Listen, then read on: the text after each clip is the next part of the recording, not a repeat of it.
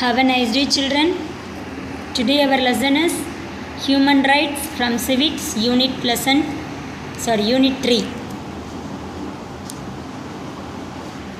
Okay, what are human rights? Human rights refers to the right of every person to live a dignified life without facing any discrimination. Discrimination is nothing but differentiation on the basis of religion, gender, caste, race or country. Human Rights Day is celebrated every year on 10th December. Mahatma Gandhi made the momentous decision to stay on in South Africa and fight racial discrimination against the Indians. Out of that struggle emerged his unique way of protest, non-violent satyagraha. As a human being, Gandhi had all the rights to travel in the first class compartment, but he was discriminated because of his skin color. History of human rights. It has roots in all the great events of the world and it has sustained the struggle for freedom and equality everywhere. The United Nations Organization, that is UNO, was formed on 24th October 1945 after the Second World War. It proposed to deal with the consequences of war and to prevent such happenings in the future. October 24 is UNO Day. End of apartheid. Nelson Mandela raised his voice against apartheid.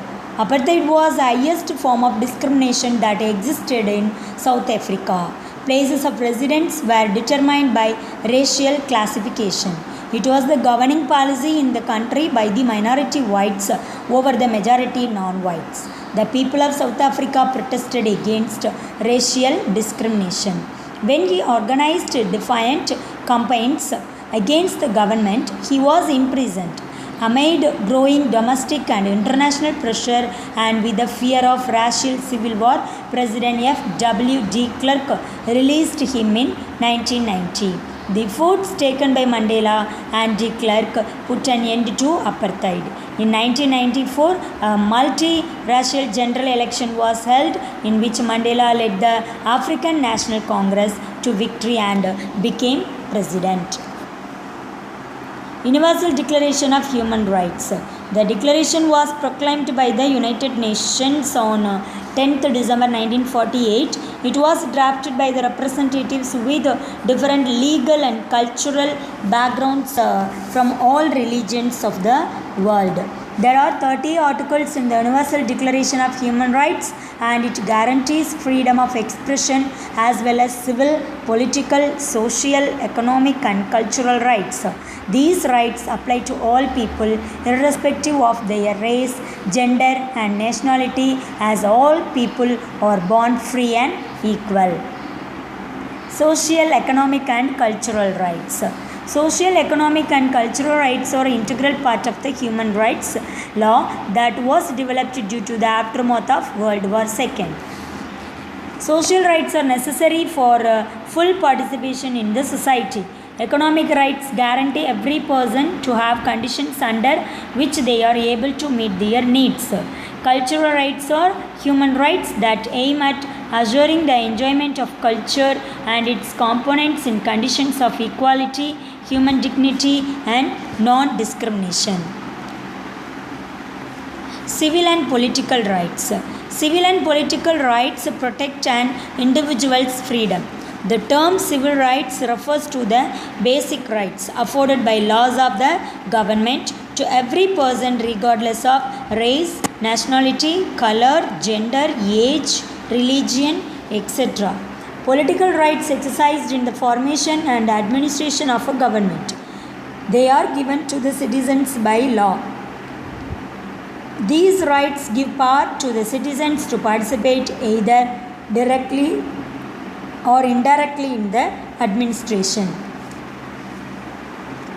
Already you know about this fundamental rights. So we will see about now fundamental rights in India. Fundamental rights make the life of people meaningful by giving them rights like speech and to live in an area of their choice. What are the fundamental rights? Right to equality, right to freedom, right against exploitation, right to freedom of conscience and religion, cultural and educational rights for minorities, right to constitutional remedies. We will see about one by one. Right to equality. It refers to equality before law and equal protection of law. Prohibition or discrimination on the grounds of religion, caste, races, gender, or place of birth is offensive and one can seek justice from courts. Next one, right to freedom. They are freedom of speech and expression, freedom to assemble peacefully without arms, freedom to form associations and unions, freedom to reside and settle in any part of India, freedom to move freely throughout the territory of India, freedom to practice any profession and carry on any occupation, trade, or business. Next one, right against exploitation. It is against the law to employ children below 14 years of age in mines, factories, or other occupations. Neither contractor nor an employer can force a worker to do a job against their will. Right to freedom of conscience and religions. The right gives the citizens the freedom to follow and practice a religion of their choice. All citizens have the freedom of conscience or ideas. The citizens also have the freedom to follow their own ways for practicing any religion. Cultural and educational rights. The Constitution gives us the right to preserve, protect, and promote culture. We have the right to open schools, associations, and societies to preserve and promote our tradition and culture. Similarly, a group of people may open a school for imparting religious education to children. The government also promotes church activities by giving grants. However, such institution cannot deny admission to anyone based on their caste, color, creed, or even religion. Right to constitutional remedies. Fundamental rights are guaranteed by the Constitution. By this right, a person can adopt a constitutional means and approach a court if he is denied the fundamental rights. The court then issues an order which are called writs to the government to restore the rights to the citizen. What is writs? Writ is a written order from the court or other legal authority ordering to do an act or not to do it. Okay, now we will see about fundamental duties. This is also you know about before classes you learned this. These are in the form of duties and responsibilities of citizens. These were incorporated in the Constitution by the 42nd Amendment Act in 1976. The Constitution states 11 fundamental duties as given below. To follow and cherish the noble ideals which inspired our national struggle for freedom, respect for the Constitution and its deals and institutions, the national flag and the national anthem. To follow, to promote harmony and spirit of common brotherhood, religious tolerance and respect for women also. To value and preserve the rich heritage of our composite culture, to develop the scientific temper, humanism, and the spirit of inquiry and reform, to protect and improve the natural environment and public property, to safeguard public property and to oppose violence, to provide opportunities for education by the parent and guardian to their child or ward up to the age of 14 years. These are the fundamental duties. This is for the responsibilities of citizens. Okay, next one we will see about functions. Functions of National Human Rights Commission. The National Human Rights Commission is an autonomous body constituted on 12th October 1993 under the Protection of Human Rights Act 1993. It is responsible for the protection and promotion of human rights in India. The office is located in New Delhi.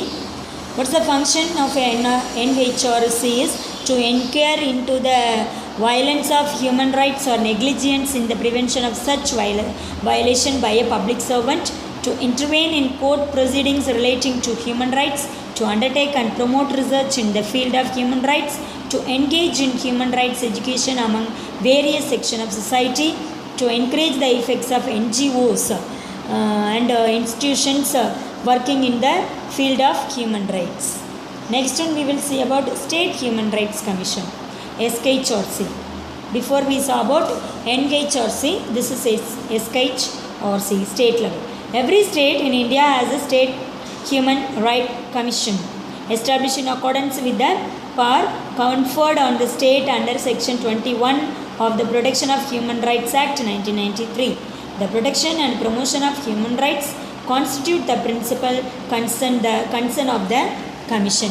The office is the Human Rights is located in Chennai. What is the function here? What are the functions?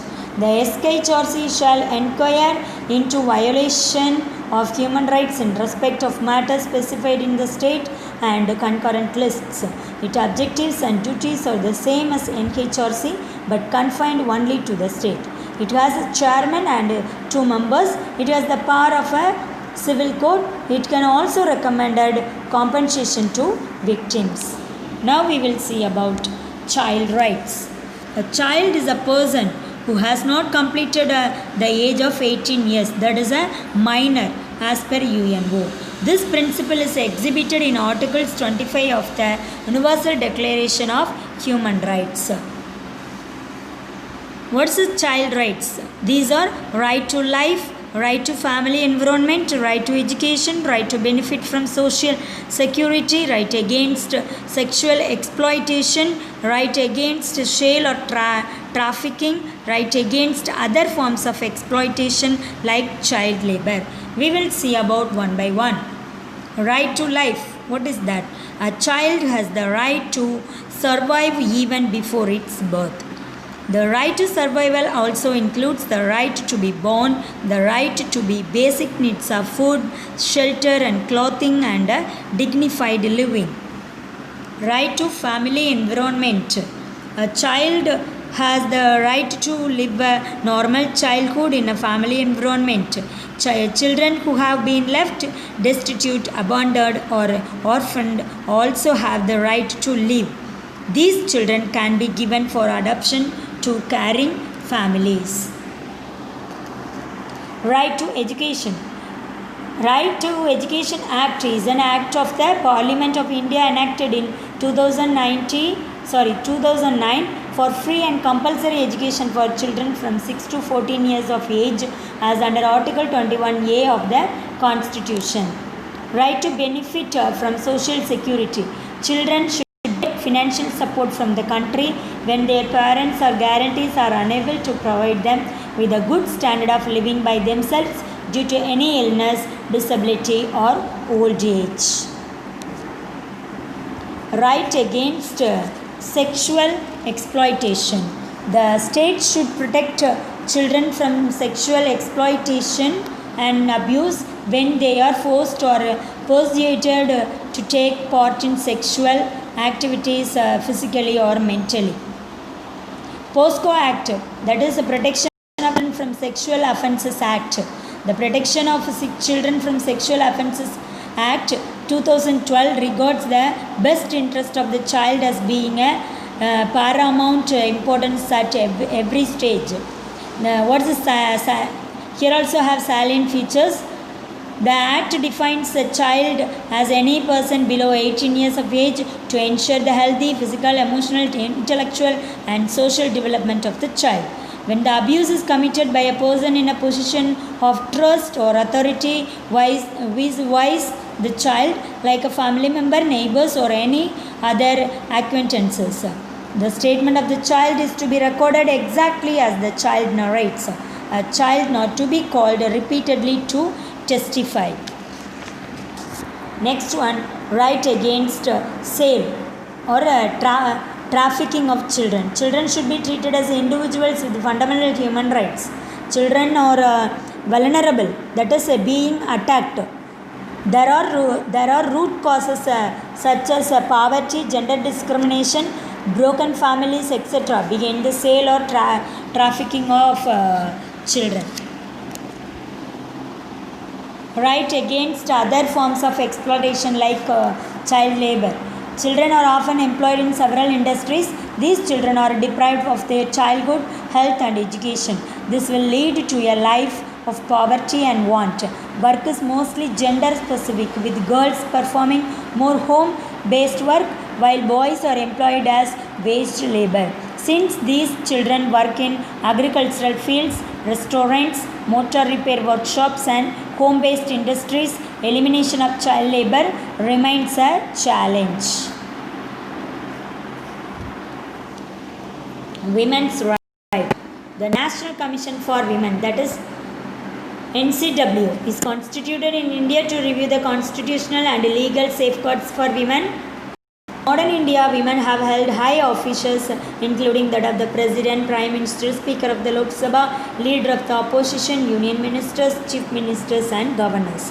Women's rights under the Constitution of India mainly include equality, dignity, and freedom from discrimination.